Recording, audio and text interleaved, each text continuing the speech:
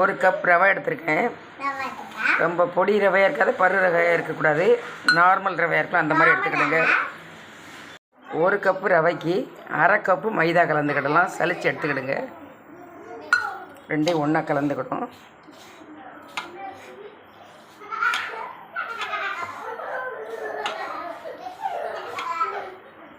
சிறிதளவு உப்பு போட்டுக்கலாம். அதையும் கலந்து விட்டுக்கிடும். ரவை அளந்தமோ அந்த கப்பட்டு கொஞ்சம் கொஞ்சமாக தண்ணி ஊற்றி இறுக்கமாக பிசைஞ்சுக்கிடணும். ரொம்ப தண்ணி ஊற்றக்கூடாது.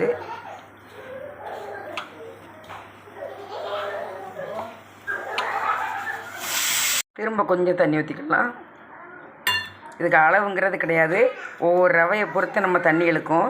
அதனால் அந்த ஒரு கப்பு தண்ணி எடுத்து வச்சுக்கிடுங்க. தெளித்து நம்ம பிசைஞ்சுக்கிடலாம். ஆனால் அரை கப்பு தான் இழுக்கும், அதுக்கு மேலே இழுக்காது. நம்ம தெளித்து பிசையும்போது கரெக்டான அளவு வந்துடும்.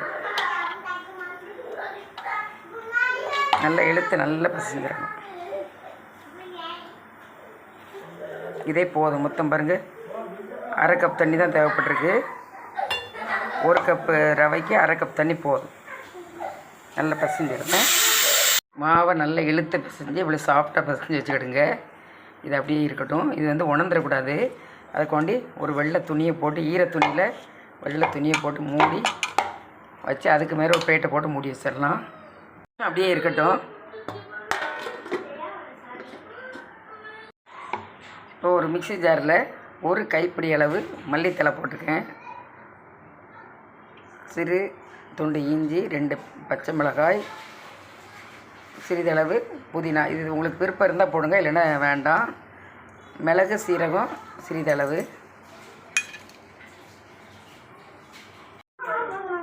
மல்லித்தலை ஒரு கைப்பிடி, புதினா ஒரு இது போட்டுக்க, 2 மிளகாய், சிறிது துண்டு இஞ்சி, மிளகு, சீரகம், காயப்பொடி, உப்பு. ஏன்னா இது வந்து வீட்டு மசாலே செய்தோம். எலுமிச்சம்பழம், சின்ன எலுமிச்சம்பழம், ஒரு எலுமிச்சம்பழத்தை புழிஞ்சி ஊற்றிருக்கேன். இதில் அரை கிளாஸ் தண்ணி விட்டு நல்லா மிக்சியில் அடிச்சிருந்தேன். ஜூஸ் அடித்தாச்சு. இதை இப்போ எப்படி சலாடை வச்சு தெளிக்க தான் போகிறோம். சலிச்சு எடுத்துடலாம். ஒரு சலாடை வச்சு சலிச்சு எடுத்துட்டேன். தண்ணி நம்மளுக்கு எவ்வளோ தேவையோ அந்தளவு ஊற்றி வச்சுக்கலாம். எடுத்து வச்சிடலாம். 2 உருளைக்கிழங்கு வேக வச்சு எடுத்துருந்தேன். அதை நல்லா மசிச்சு, 2 உருளைக்கிழங்கை நல்லா வேக வச்சு எடுத்து நல்லா மசிச்சு எடுத்துடலாம். வெங்காயம், சின்ன பல்லாரி வெங்காயம் ஒரு வெங்காயம் போட்டிருக்கேன். அதுக்கு தேவையான மசாலாக்கள்: மஞ்சள் பொடி, காரப்பொடி, சீரகம், சாட் மசாலா சிறிதளவு, உப்பு, சிறிது மல்லித்தலை. எல்லாத்தையும் ஒன்றா கலந்து வச்சிரும். ஏன்னா பூரி போடும்போது இது ரெடியாக இருக்கணும். அதுக்காக. ஏன்னா கரண்டி எட்டு பிசைஞ்சால் ஒன்று கலந்து இருக்காது. அதனால தான் கையிலால் செய்கிறேன். காரம் உங்களுக்கு தேவை கூடன்னா போட்டுக்கிடுங்க. நான் காரம் கம்மியாக தான் போட்டிருக்கேன். இது அப்படியே ஒரு ஓரமாக இருக்கட்டும். இப்போ பூரியை தேய்க்க ஆரம்பிக்கலாம். துணியிலேருந்து எடுத்துடலாம். எடுத்துகிட்டு இன்னொரு தடவை அழுத்தி நம்ம பிசைஞ்சு விட்டுக்கலாம்.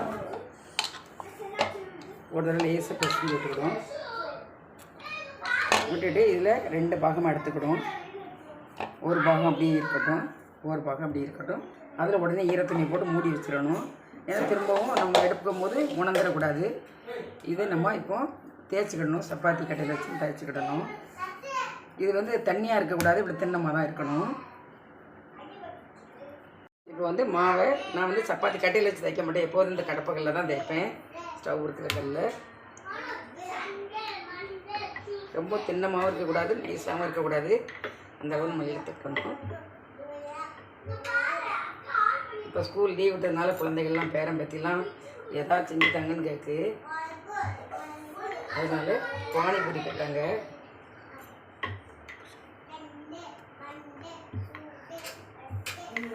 இந்த மாதிரி தேய்ச்சிக்கணும். இந்த பற்றி இந்த சைடு தின்னம் போதும், ரொம்ப தின்ன வேண்டாம். இந்த மாதிரி தேய்ச்சி வச்சுக்கணும். இது இந்த மாதிரி ஒரு கிண்ணம் வச்சுருக்கேன். அது ஏதாவது மூடி இருந்தால் நல்லா நீங்கள் ரோட் பண்ணிக்கலாம்.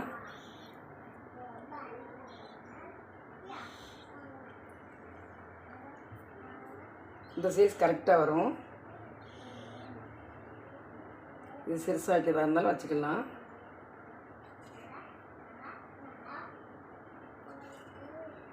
தென்னம்பூ போட்டு பாருங்கள். இப்போ அழுத்தி போட்டால் க்ளீனாக வந்துட்டு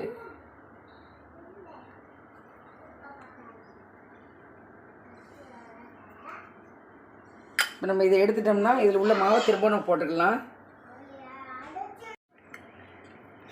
பிள்ளைகள் வந்து ஒன்று செய்ய விட மாட்டேங்குது, சுற்றி சூழ நின்றுட்டு சேட்டை பண்ணிகிட்டே இருக்காங்க. இங்க வாங்க, ஆளே ரொம்ப சேட்டை பண்ணிட்டு இருக்கீங்க. அங்க பார்த்து எடுத்துன்னு வந்துரும்ல. இல்ல பிசுக்கு ஆளே வந்து ரொம்ப சேட்டை பண்ணா வாங்க பில் பண்ணுங்க கிளிக் பண்ணுங்க வீடியோ பாருங்க. சரி வாங்க பில் பண்ணுங்க கிளிக் பண்ணுங்க வீடியோ பாருங்க. சரி வாங்க பில் பண்ணுங்க கிளிக் பண்ணுங்க வீடியோ பாருங்க. புரியல? ரெடி பண்ணிட்டேன். இப்போ எடுத்து போட்டிருக்கேன். உணராமல் இருக்கும். எண்ணெய் வந்து குறைவான சூட்டாக இருக்கக்கூடாது, நிதானமான சூட்டாக இருக்கும். கூட இருந்தாலும் கருகிரும். நிதானமான சூடாக இருக்கட்டும். எண்ணெய் சூடாக இருக்குது. ஒன்று ஒன்றா போட்டுடலாம். ஒன்றை போட்டு பார்ப்போம்.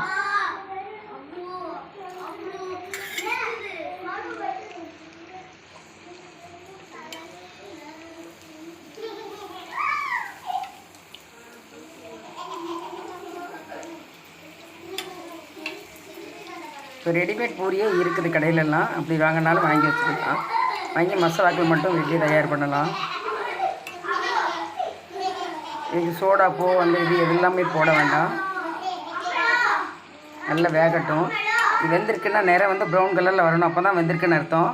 இல்லைன்னா உள்ளே வெளியே வெந்திருக்கும், உள்ளே வேகாமல் இருக்கும். பார்த்து போடணும். ப்ரௌன் கலரில் வரும்போது நம்ம எடுத்துடலாம்.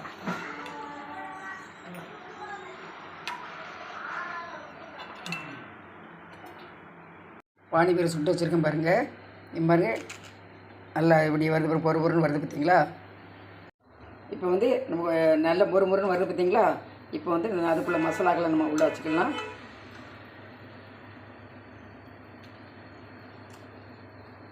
மசாலாக்கள் உள்ளே வச்சுட்டு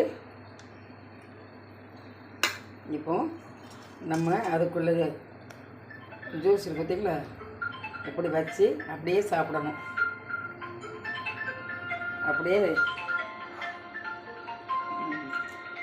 சாப்பிடணும். சூப்பராக இருக்கும். இதே மாதிரி செஞ்சு பாருங்கள். லைக் பண்ணுங்கள், ஷேர் பண்ணுங்கள், சப்ஸ்கிரைப் பண்ணுங்கள், பெல் பண்ணுங்கள், கிளிக் பண்ணுங்கள். ஃபுல் வீடியோவும் பாருங்கள்.